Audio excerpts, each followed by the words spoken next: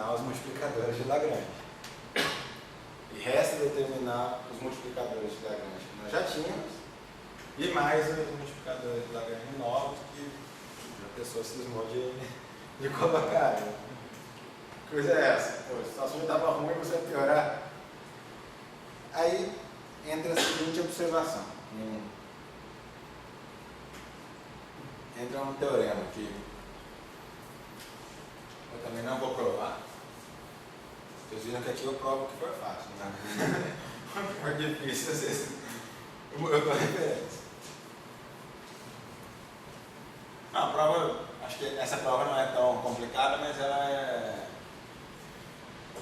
Queria tomar um certo tempo, então não vale a pena e não vai trazer nada de... não vai trazer nenhum ganho durante a prova. Então, um teorema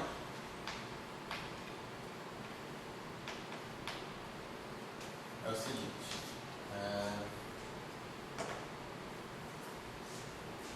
Não, antes do teorema, deixa eu introduzir o seguinte. Vou introduzir aqui a matriz de vínculos.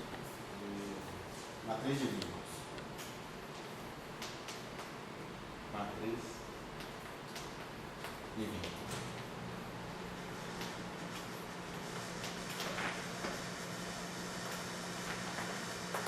Essa matriz de vínculo, vou notar por delta, vai ser uma matriz cujos elementos são os parentes de Poisson dos seus vínculos. Então aqui,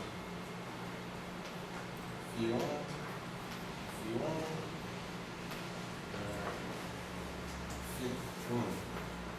Φ2, assim por diante, Φ2, Φ1, e assim por diante, até você completar essa matriz. Ok? Essa matriz é quadrada. E o teorema é o seguinte.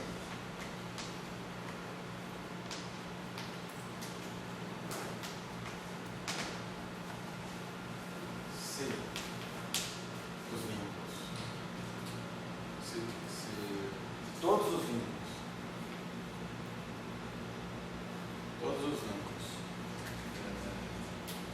forem de segunda classe,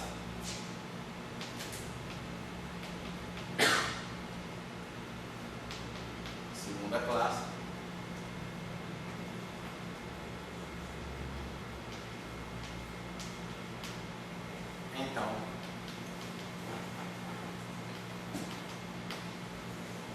existe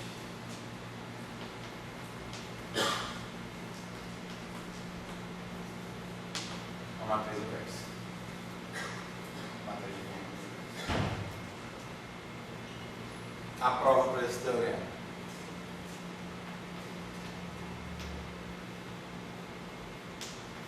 A prova pode ser obtida no livro de Dirac.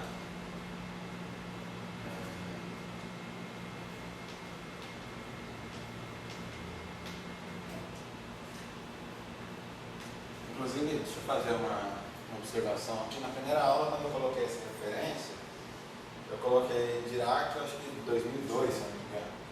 2002, não é que o livro é de 2002. 2002 é a edição publicada pela Dor. O livro é de 64, mas vocês podem encontrar a edição publicada pela Dor. E o título é Lectures on Quantum Mechanics.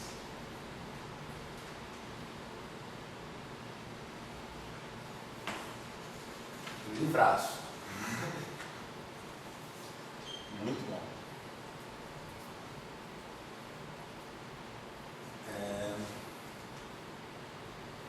Bom, então, dado esse teorema sem prova, pelo menos, a gente pode pensar na seguinte questão. Suponha que exista alguma forma de transformar todos os nossos vínculos em vínculos de segunda classe. Ok? Eu tenho ali um certo conjunto de vínculos, tenho vínculos de primeira classe, tenho vínculos de segunda classe. Suponha que exista alguma forma de transformar esses vínculos de primeira classe em vínculos de segunda classe. Nesse caso, a gente tem uma chance determinar todos os multiplicadores de Lagrange.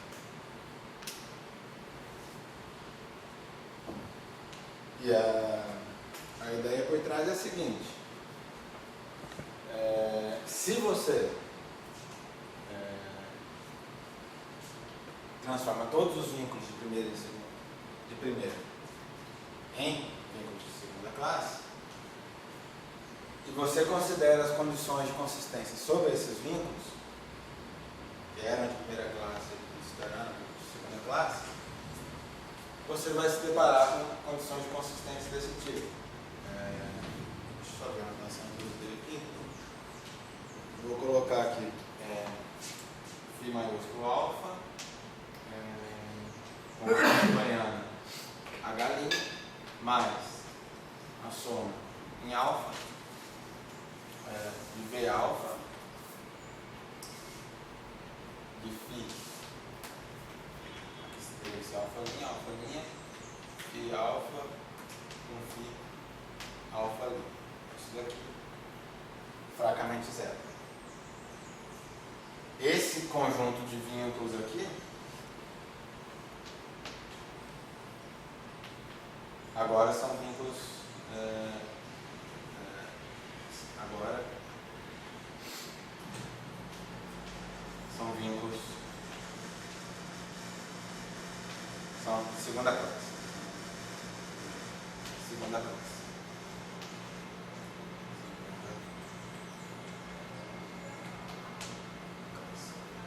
Foram vínculos que por algum método, de alguma forma, nós transformamos em vínculos de segunda classe. Ok? Então, diante dessa situação, essa matriz aqui, a gente pode reconhecer esse parente de Poisson como um elemento de matriz. Essa condição de consistência pode ser reescrita dessa forma: alfa H' mais alfa linha V alfa delta, deixa eu trocar essa ordem aqui, delta de alfa linha V alfa linha fracamente zero. Ok? Por hipótese, de alguma forma, nós transformamos todos os vínculos em vínculos de segunda classe, o que significa que essa matriz vai ter uma inversa, devido ao teorema que foi anunciado isso. Ok?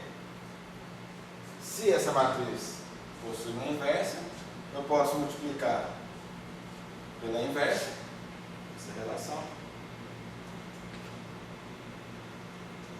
e determinar os multiplicadores de Lagrange. Ou seja, os multiplicadores de Lagrange são dados por menos uma soma em alfa linha, C alfa linha, já explico quem é esse cara,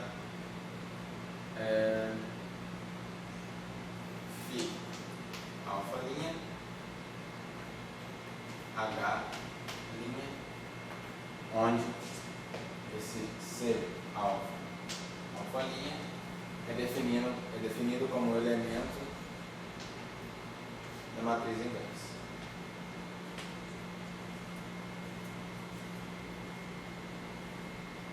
Tá claro? A menos do método que ainda falta para transformar os vínculos de primeira em vínculos de segunda classe, os parentes de Poisson, os multiplicadores de Lagrange foram determinados.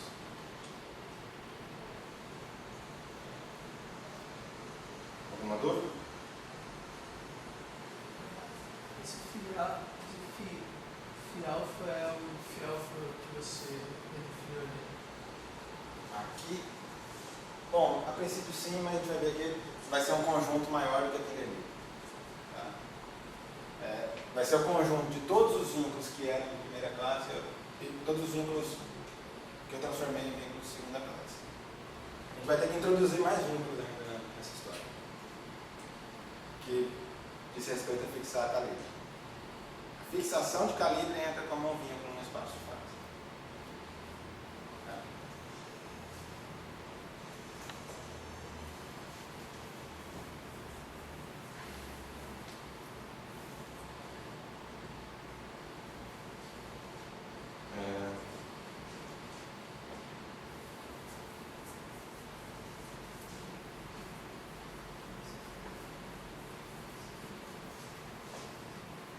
Então tá ok. Então vamos supor que a gente está diante dessa situação. A gente já conseguiu transformar os vínculos em vínculos de segunda classe, a gente conseguiu determinar o parente de os multiplicadores de Lagrange. Substituindo esse resultado nas equações de movimento, vamos lembrar, nas equações de movimento são dessa forma. São equações dessa forma. Vou dar um fraco aqui.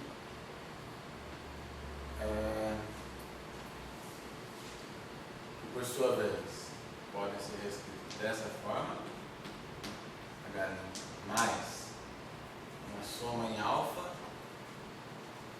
V alfa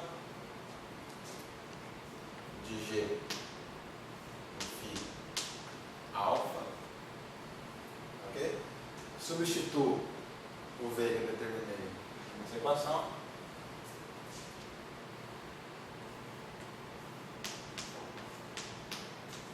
Isso daqui se torna uma soma em alfa e alfa linha de G, φ alfa, C alfa, alfa linha e φ alfa linha H.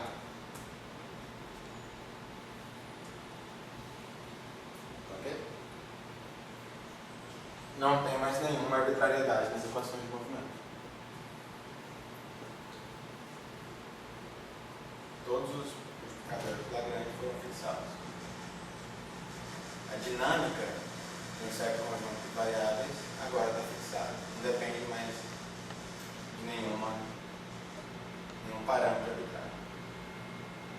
É claro, ainda resta um método para transformar os vínculos de primeira classe em vínculos de segunda classe. Mas a gente já viu qual é o esquema que a gente tem que seguir. Tá ok? Ao invés de ficar escrevendo essa multidão de coisas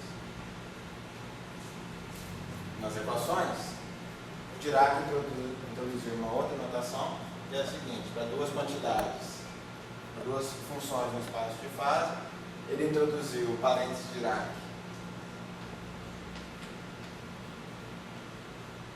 Os parênteses Dirac vão ser o parente de boa soma dessas duas quantidades, menos a soma em alfa, alfa linha de A com φ, o elemento inverso da matriz de vínculo,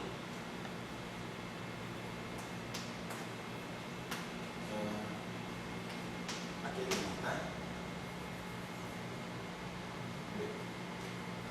Então, esse daqui é o parênteses.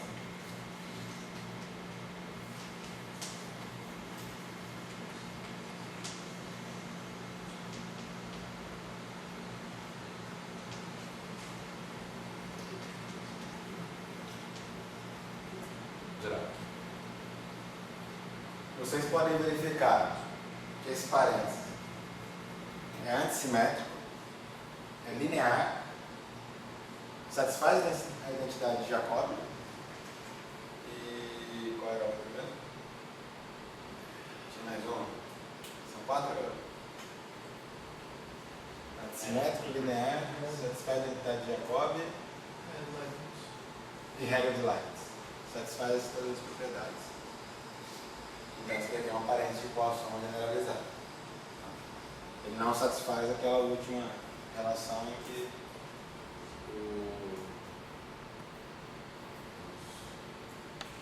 os parênteses qual são fundamentais. Ok? O que mais?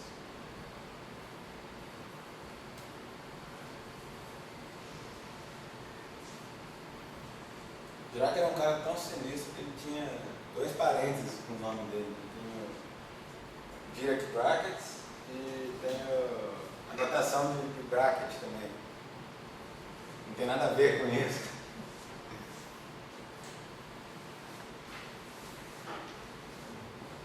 Bom, com essa notação, a evolução dinâmica de um sistema fica determinada dessa forma. Parênteses de Poisson de G, parênteses de Poisson mais Dirac de G, com a hamiltoniana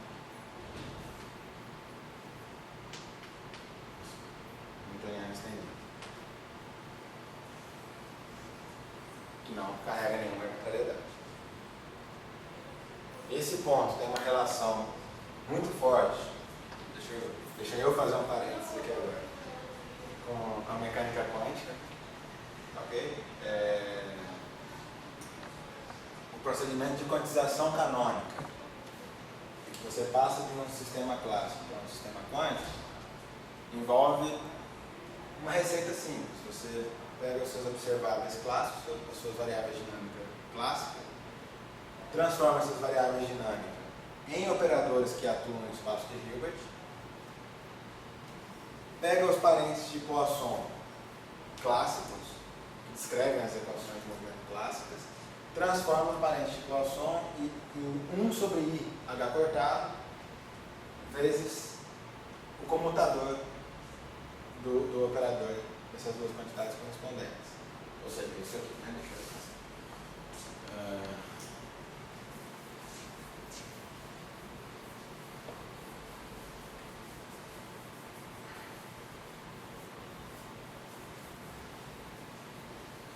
Você tem digamos que tem certas variáveis, vou colocar aqui, clássica,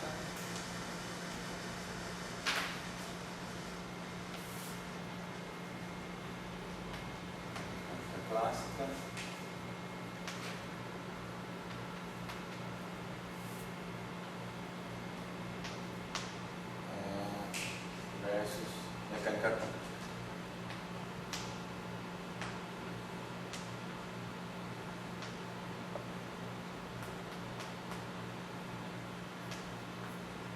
Na mecânica clássica, você tem certas variáveis dinâmicas, digamos A e B, e as equações de movimento são descritas em termos de parênteses de Poisson com a hamiltoniana. A passagem daqui para cá envolve pegar as suas variáveis dinâmicas, promover essas variáveis dinâmicas a operadores atuando no espaço de Hilbert, pegar o parênteses de Poisson de duas quantidades qualquer, promover ao comutador dessas mesmas quantidades.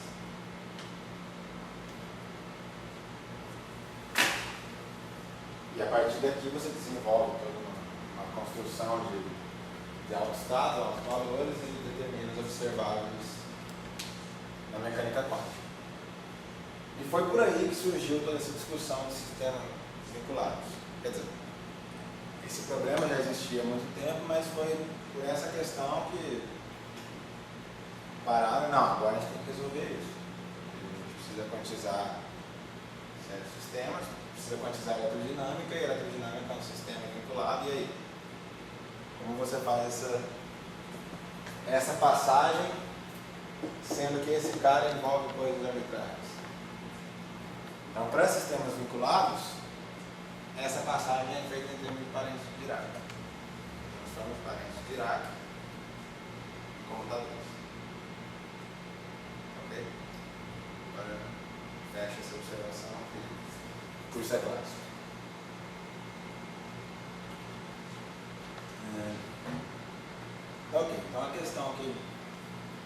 nos resta, eu vou só discutir mais ou menos qual é o procedimento, e acho que vai ficar claro para a gente abordar eletrodinâmica.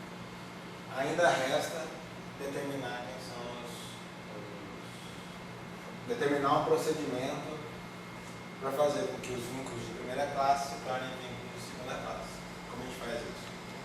A ideia é fixar um calibre, introduzir novos vínculos, novas condições, novas relações entre as variáveis do espaço de fase.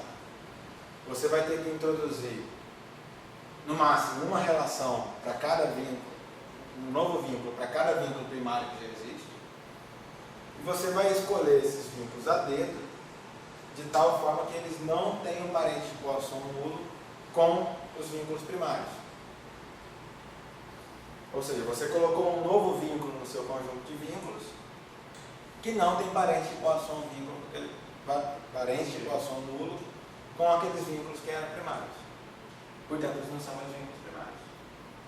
Eles vão ter Poisson, parente de Poisson diferente de zero, pelo menos para um vínculo. Para um vínculo novo. Você falou não ser de primários, mas quer dizer não ser de primeira classe. Não ser de primeira classe, desculpa. Bom, primário ou secundário nesse caso não faz diferença. Mas a ideia é você vai incluir um vínculo novo para cada vínculo de primeira classe, quer dizer, no máximo para cada vínculo de primeira classe. Eventualmente a mesma escolha de vínculo pode servir para mais de um vínculo de primeira classe. Então, já seria suficiente. E esses vínculos novos que você vai impor, vai ser uma escolha a dedo, vão constituir aquilo que a gente chama de fixação de calibre. Okay? Como você vai ter novos vínculos, você vai trazer esses vínculos para a sua Hamiltoniana com novos multiplicadores de Lagrange, mas isso não vai ter problema, porque você vai fazer com que essa matriz agora, que vale para cada condição de calibre que você coloca, você inclui uma linha e uma coluna nessa matriz, até que essa matriz admita uma inversa. Até que todos os vínculos sejam de segunda classe e essa matriz tenha uma inversa. Quando você chegar nesse ponto, você pega a condição de consistência para todos esses vínculos e obtém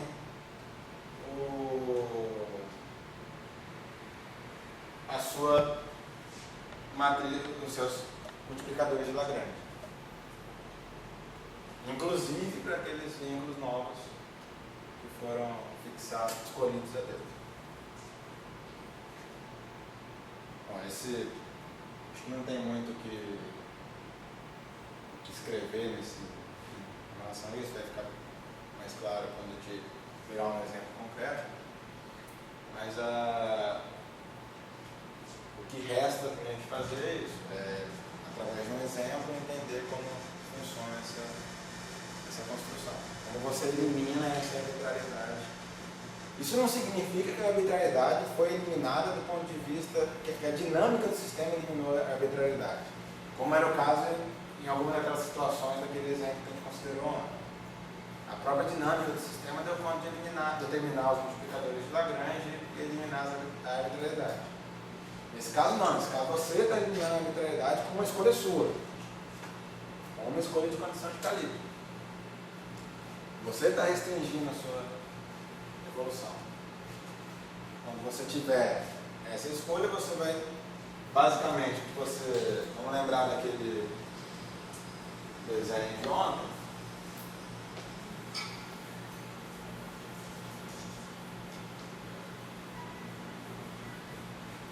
que você tinha o seu espaço de fase completo,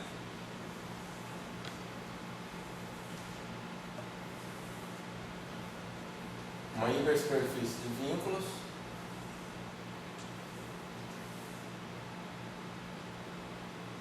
e a dinâmica o estado do seu sistema, ele é determinado por certas classes equivalentes, que eu vou representar aqui como chamado de órbita.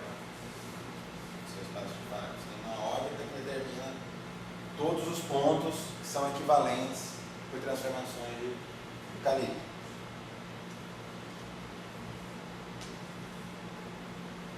O pessoal da UERJ, quando vê esse desenho, fica doido. Não tem mais ninguém da UERJ aqui? Ah, todo mundo decaiu. O que você faz ao escolher adequadamente todo um certo conjunto de vínculos para tornar essa matriz inversível é fixar uma certa trajetória nesse espaço, fixar um calibre.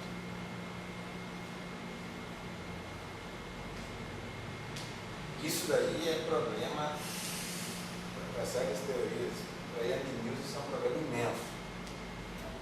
Você fazer isso de forma consistente, de forma que você passe por cada classe de equivalência só uma vez, você tem uma série de problemas com isso, que dá origem a uma linha de pesquisa muito extensa, que inclusive como proposta para outros problemas, de solução para outros problemas, problema de confinamento.